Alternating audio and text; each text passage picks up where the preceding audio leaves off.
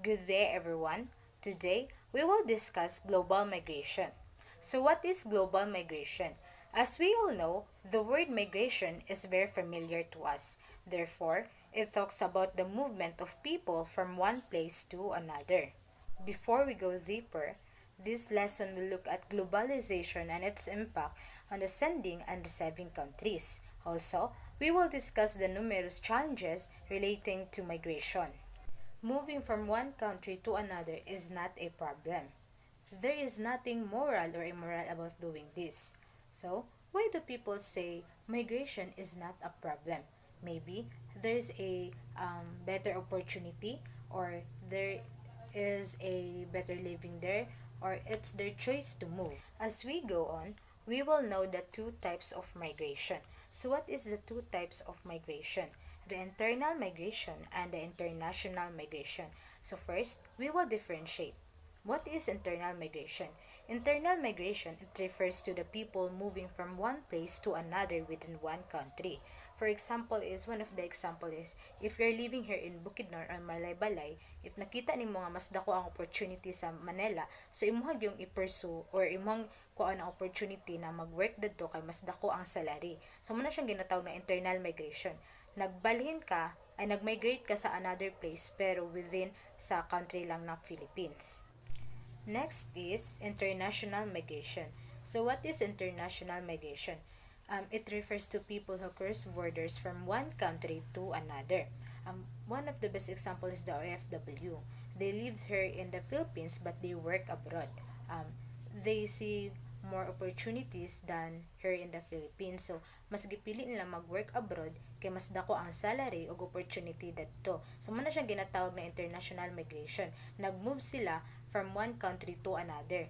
Nagpuyo sila diri sa Pilipinas but go-work sila dito sa abroad. We will know the different types of internal migration and international migration. Ang mga types nila, ang ilang mga example, unsay mga differences nila. So, first, internal migration. It is the permanent movement within the same country, and it has a two types. The two types is interregional o intra-regional. So, what is the difference between these two? First, interregional. From one region of a country to another. For example, is NA to West. Historically, ang movement is rural to urban. On the other hand, intra-regional is a movement within one region. Example, Florida to Georgia. Historically, iyang movement is urban areas lang. Ang kalayan sa duwa, ang interregional is iyang movement is from rural to urban, while ang intra-regional movement is urban areas, urban to urban. While in international migration, it consists of five groups: immigrants, workers, illegal migrants, migrants, and refugees. In immigrants, people who move permanently to another country. For example is, if imong family naka-decide nga mas gusto nyo magpuyo abroad or sa lain country, muna siyang ginatawag nga immigrants. Next is workers. Workers, people who stay in another country for a fixed period of at least 6 months or in a year. Best example is, if you are a OFW, mas gusto niyo mag-work abroad, muna siyang ginatawag nga worker ka dito, or domestic helper, muna siya. One best example also is kanang mga nurses. Kung diri sa Pilipinas, ang mga nurses gamay og sweldo, while kung dito ka mag-work sa abroad, mas dako siya og kanang mas dako siya salary o mas dako siya makuha kaysa diri murag triple or ikaduhaon ang sweldo dito. So muna siyang ginatawag nga workers. Third is illegal migrants, people who is living in a country without having official permission to live there. Muna siyang ginatawag nga illegal migrants. Gapuyo ka dito pero wala kay visa or na-expire imong visa. Munang ginatawag nga illegal migrants, or sa tuwa pa NPA, no permanent address. Next is the second to the last is migrants, whose families have petitioned to move them to the destination country. For example, if ako na ko'y family sa abroad, tapos na plana mo nga gusto ay kaning kwaon ko niya diri or dito na may magpuyo, muna siyang ginatawag ng migrants. Mas gusto niyo magpuyo dito kay na may family dito sa lain nga place, so or sa lain nga country. Lastly, refugees or asylum seekers, unable or unwilling to return because of a well-founded fear of persecution on account of race, religion, nationality, o membership or political. Diri mo na siya ginatawag, mas ang refugees ginatawag yapon siya illegal kay wala sila kabalik diri, ay wala sila kabalik silang country or host country. For example, OFW ka, tapos na expire mo visa, dili na kakadali og balik diri sa Philippines, kay mo na siya ginatawag na refugees, o kinakailangan siya og kaning help sa kaning government na para makauli ka sa imong host country or sa imong ginapuy-an. As the time goes by, demographers estimate that 247 million people currently living outside the countries of their birth.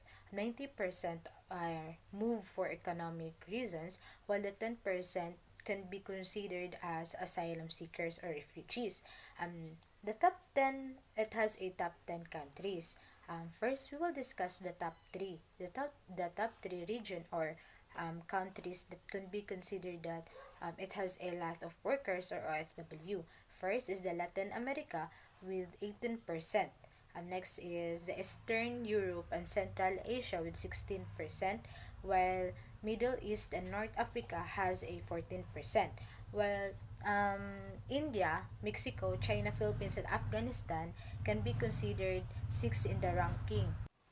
Also, 50% of global migrants have moved from developing countries to the developed zones of the world and contribute 40 to 80% of labor force.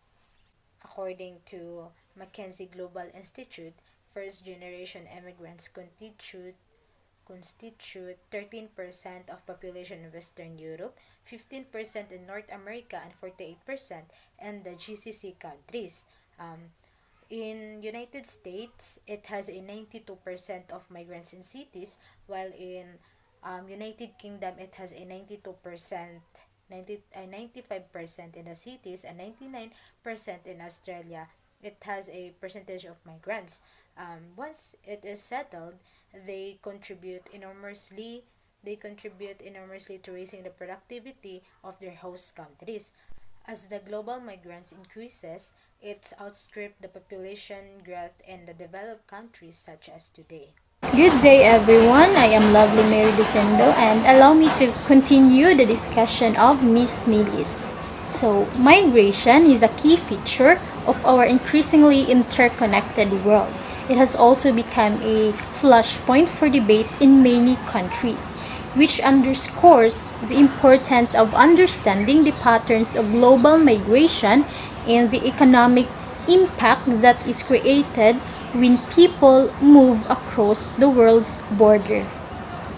So, here's the table 1, gi-illustrate ang migrant contribution to destination country in dollars and as percentage of national GDP in the year 2015.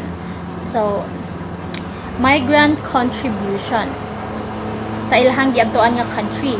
So first, before anything else, let's first define what is GDP or gross domestic product. So it is the total monetary or market value of all the finished goods and services produced within a country's border in a specific time period. In a specific time period, meaning for example, this one sa table 2000 in the year 2015. So nasa time period in the year 2015. So there are top 5 countries nga gi-illustrate diri, which is the top 1 diri. Ang gauna is the United States, which is ilahang contribution sa mga migrants ani nga country is $2 trillion. Percentage of GDP 11%. Next is Germany with a contribution of $550 billion and 17% in a percentage of GDP. The third one is the United Kingdom with a $390 billion to 14% in a percentage of GDP. The fourth one is Australia with a $330 billion, 25% sa percentage of GDP. Actually, 25% is 1/4 to 100%. One-fourth of 100%. The last one is Canada with the $320 billion ang ilahang contribution sa mga migrants. So, equivalent to 21%. So, take note ha, nga kaninga table is, kaninga illustration is only for the year 2015. So, migrant contributions ha, dili pa ni siya overall, mga kuan lang, ang contribution ra sa mga migrant, mga tawo nga niadto dadto para mangitag trabaho. So, inaani kadako ilahang contribution, trillions and billions of money. So, now, here's the question. Is high GDP means rich country? So, buot ba pasabot kung high ang gross domestic product sa isa ka country? Buot ba pasabot rich country na to?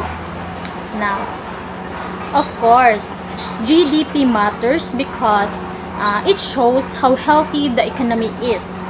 Rising GDP means the economy is growing and the resources available to people in the country, the goods and services, wages and profits are increasing. So, according sa ako ang research, so ang United States is a country that has a highest GDP with $19.485 trillion. Followed by China, Japan, and Germany. So, kani siya overall na ni. Katong basing maglibog mo, katong sa table 1 niya kung gipakita for, kuan na to, ang for year 2015. But, in overall, still, ang United States gihapon ang the top sa naay pinakadako nga country nga, naay pinakadako nga gross domestic product. Migrants and immigrants make an important contribution to country's economy. When more people work, productivity increases. So kung daghan ang gatrabaho, of course, rich pod ang economy. Gakadaghan ang katrabaho, gaka-rich ang economy. Migrants and asset or liability to national development. So when we say asset in migration context, it refers to migrants kung if they are a good asset to boost the country's economy. In Tagalog, kung kapakipakinabangaba ang mga migranting ito sa ekonomiya ng isang bansa. So, on the other hand, liability means a burden. Kung yung mga migrante ba iyon pabigat ba sa nasabing bansa, sa pinuntahan nilang bansa. In a speech in Paris to launch the OECD's 39th edition of the International Migration Outlook, Secretary General of the OECD, Angel Gurria, says that migration is not a liability but an asset. So according kay Angel, ang migration or migrants is dili liability but they are an asset to destination country or to receiving countries. So why are migrants an asset? So migration boasts the working age population. Migrants arrive with skills and contribute to human capital development of receiving countries. Migrants also contribute to technological progress. Understanding these impacts is important if our societies are to usefully debate the role of migration. So muna, according kay Angel, asset daw ang mga migrants. Asset man jud siya kay as what I katong sa table, kato ilang contribution that is considered as an asset, di ba? Nakatabang sila billions and trillions of money nakuha ato nga mga countries because sa mga migrants tungod nila. So asset yun siya. Kung makaingon tag liability, maybe liability sila kung unhealthy people sila. Kung for example, tambay lang sila sa isa ka country, ni ato sila ng country, yun wala sila trabaho, tambay ra sila, ni puyo ra sila ng country, unhealthy people. So everyday ga-consume sila mga resources, ga-consume sila, pero in return wala sila gihatag nga makapag-grow sa ekonomiya, nga makapatabang, nga ma-grow ang economy. So siguro kana makonsider sila ang mga migrants as liability kung sila nabilong sa unhealthy people. So now let's move to anti-immigrants. Kaning mga anti-immigrants gusto nila nga ang government kanang i-control sa government ang pagpasulod og kanang mga tao gikan sa lain nga mga bansa, gikan sa mga lain nga countries. Ug ang pag-enter sa mga illegal foreigners to a specific country.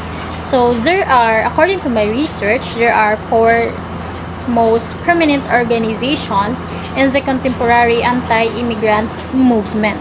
First is the Federation for American Immigration Reform, or the FAIR. The second is the Center for Immigration Studies, or the CIS.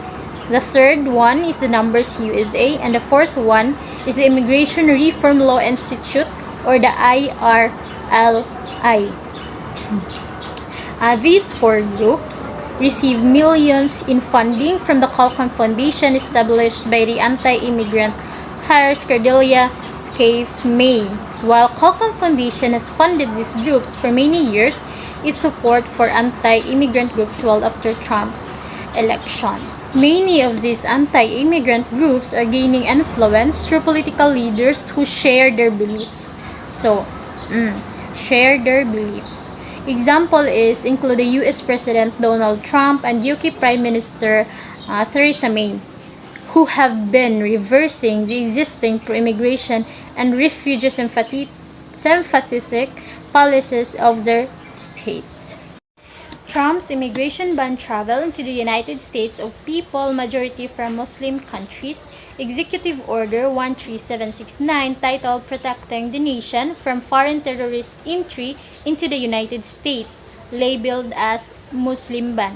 So on January 27, 2017, President Trump signed an executive order that banned travel to the US for 90 days from 7 predominantly Muslim countries: Iran, Iraq, Libya, Somalia, Sudan, Syria, and Yemen, and suspended the resettlement of all Syrian refugees.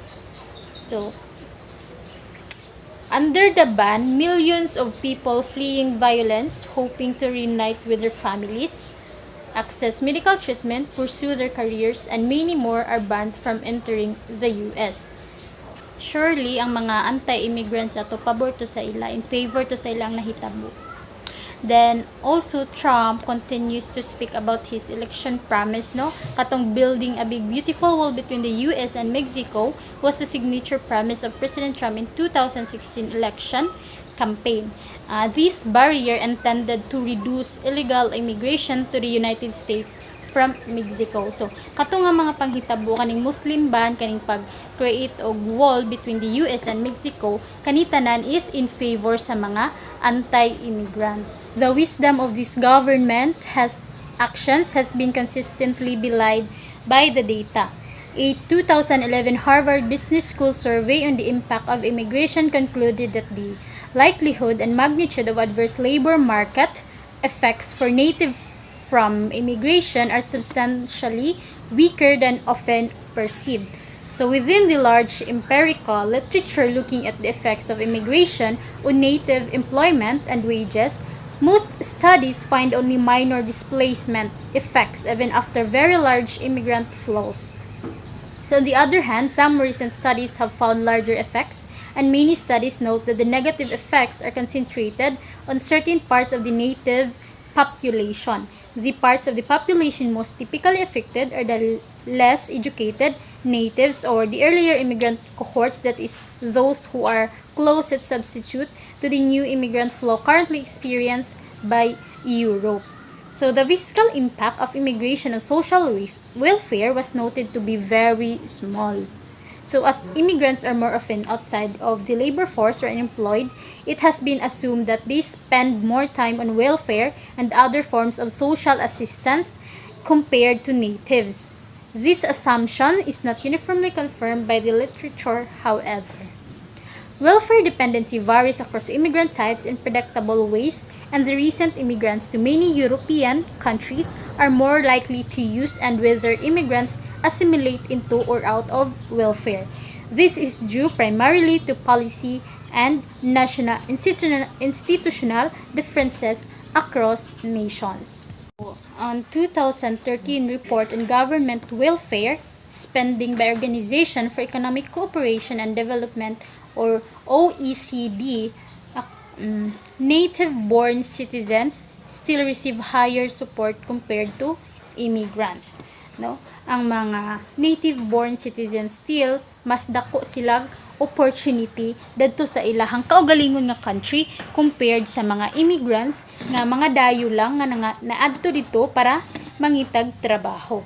So the massive inflow of refugees from Syria and Iraq has raised alarm bells once again, but has not proved to be as damaging as expected.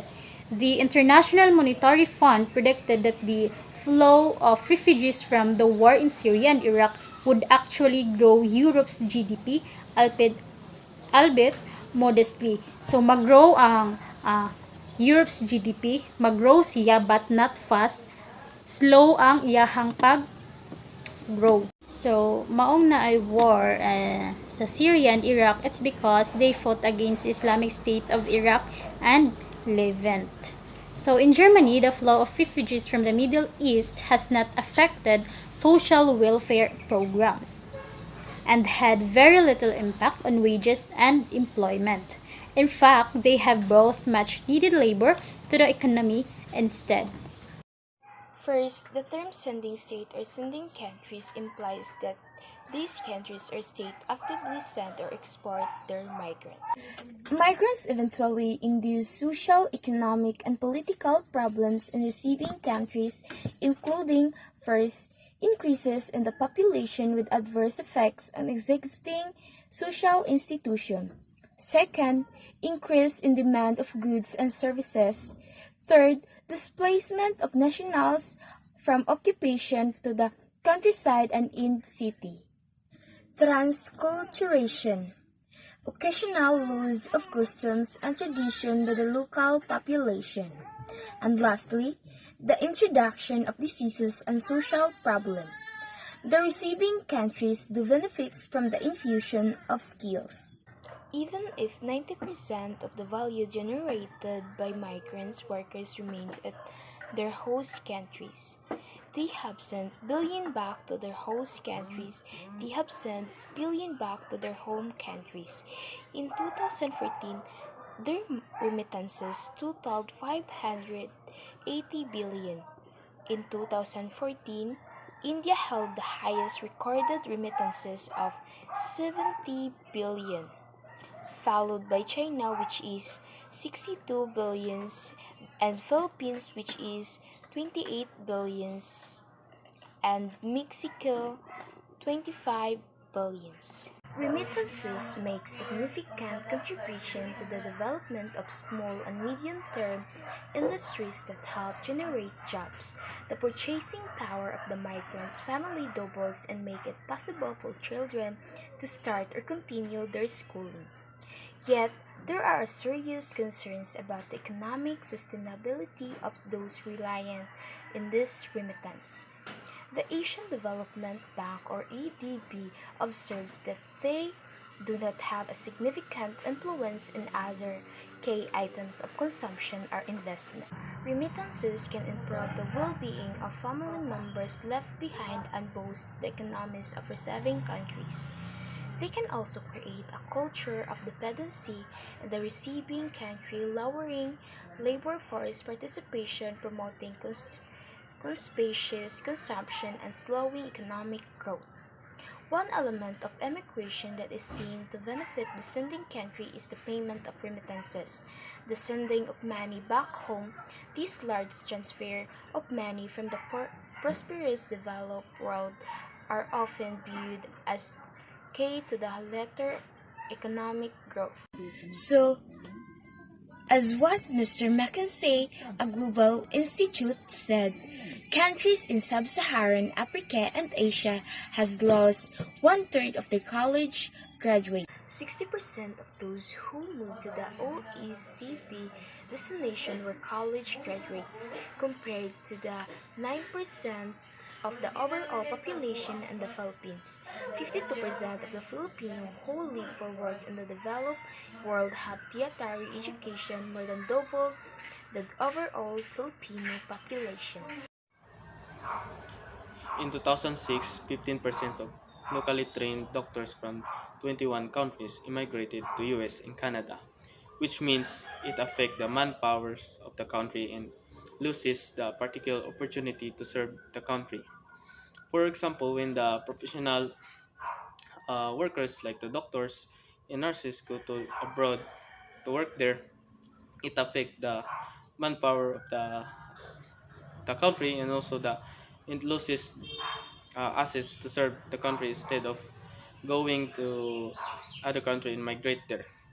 Manpower is very important in country because it provides service to indirectly or directly in any manners. So, however, it's not a very necessarily big problem because it have also advantages and benefits on it. The government are aware on this long-term handicap but have no choice but to continue to promote migrant workers as a part of state policy because of the remittance that gives impact to the country's GDP. Like like in previously mentioned, remittance actually invented by the World Bank. And remittance basically means someone who was living in one country moved to another country to work there and send money back home for their own purposes like family needs and maintenance. These workers work abroad when they get their salary and money transferred and sent back home. That's what they called remittance. So remittance considered in one of the many massive contribution to the national accounts of many receiving countries.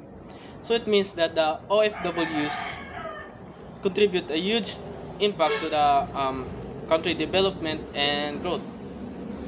Studies have shown that the remittance can um, can reduce the depth and severity of poverty by the in the developing countries, and that they are associated with the increased household spending on health, education, and um, small business.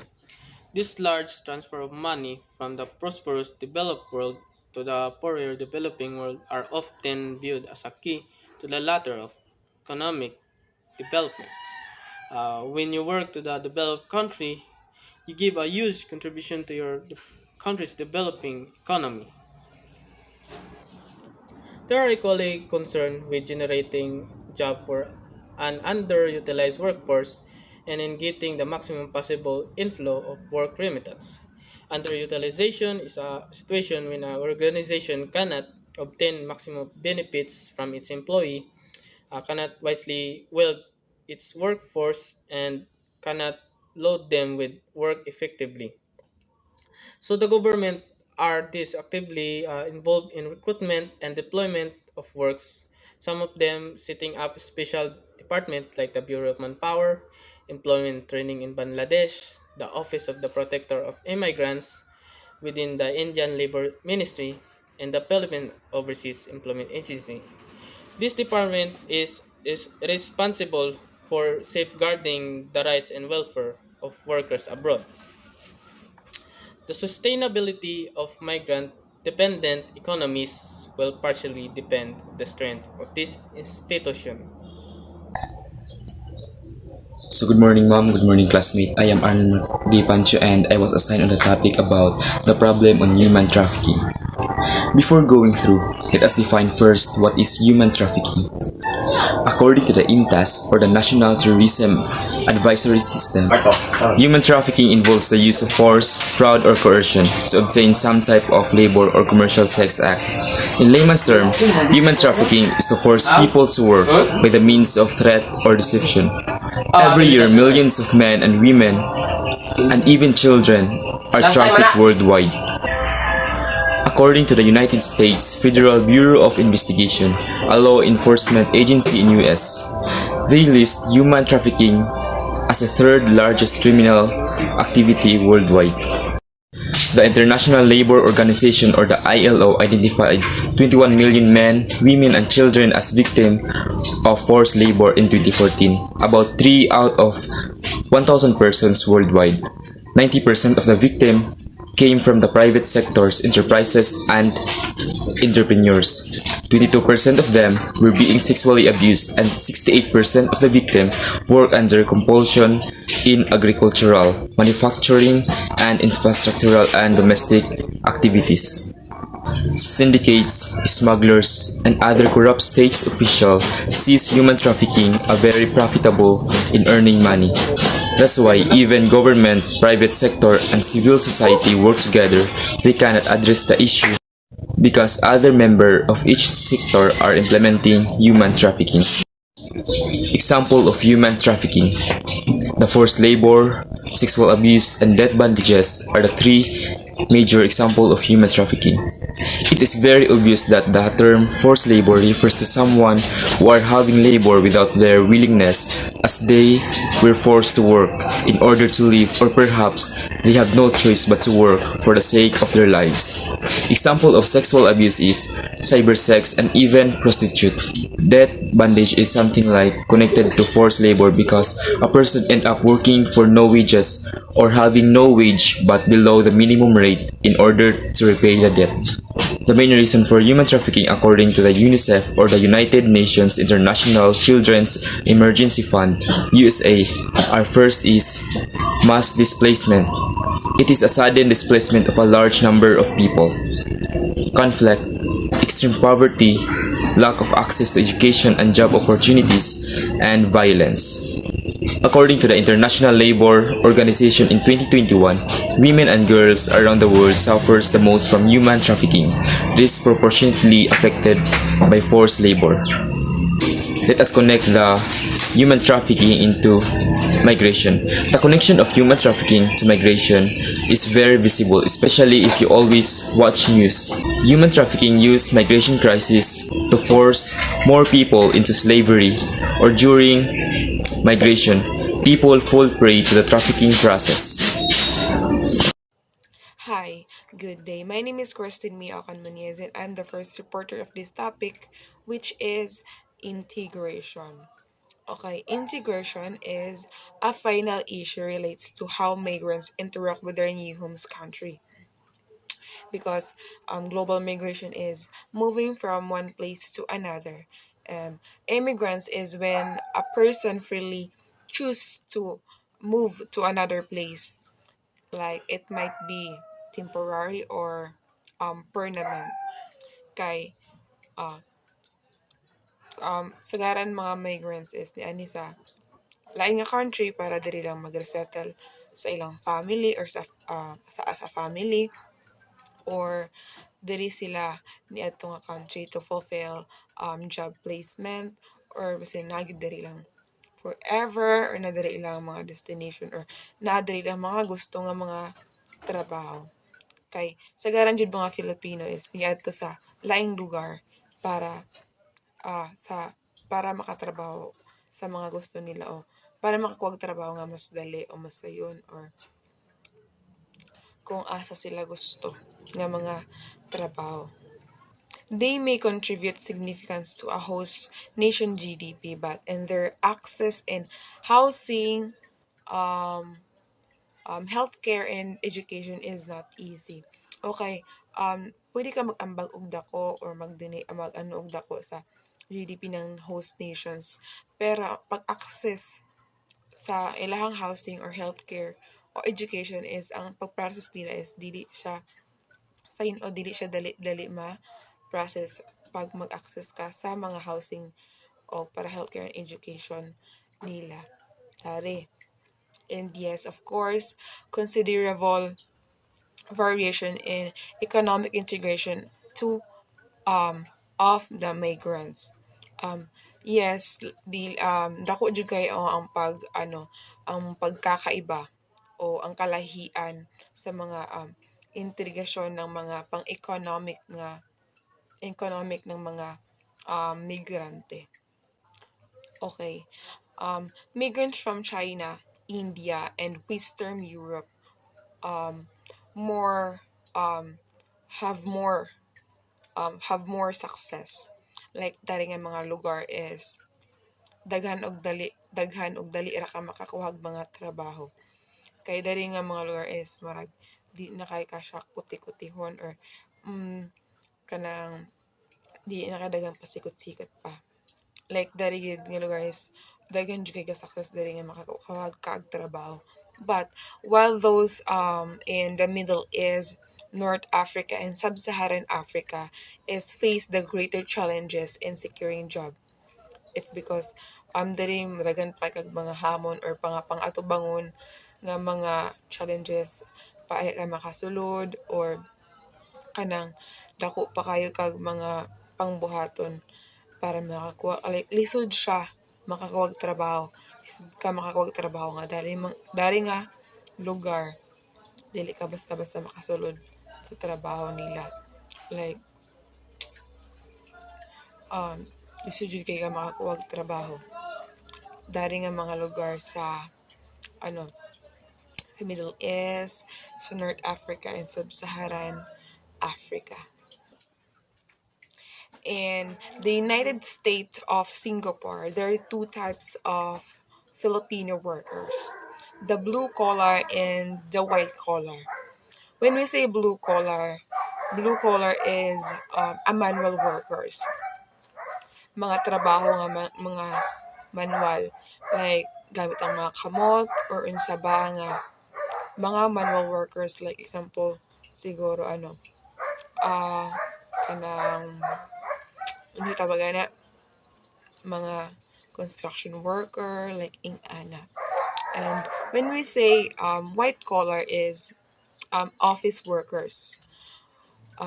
Dili nga mga trabaho or klase nga trabaho is like doctor, like mga professional nga mga trabaho dari sa white collar. So again, the two types of Filipino workers is blue collar and white collar. When we say white collar, blue collar is a manual worker and white collar is the office worker. Democratic state assimilate immigrants and their children by granting them citizenship and have a right to go with it, especially the public education.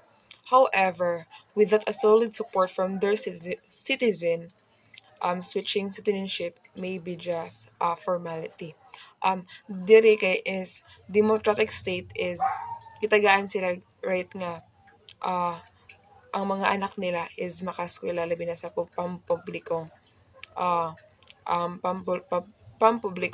education.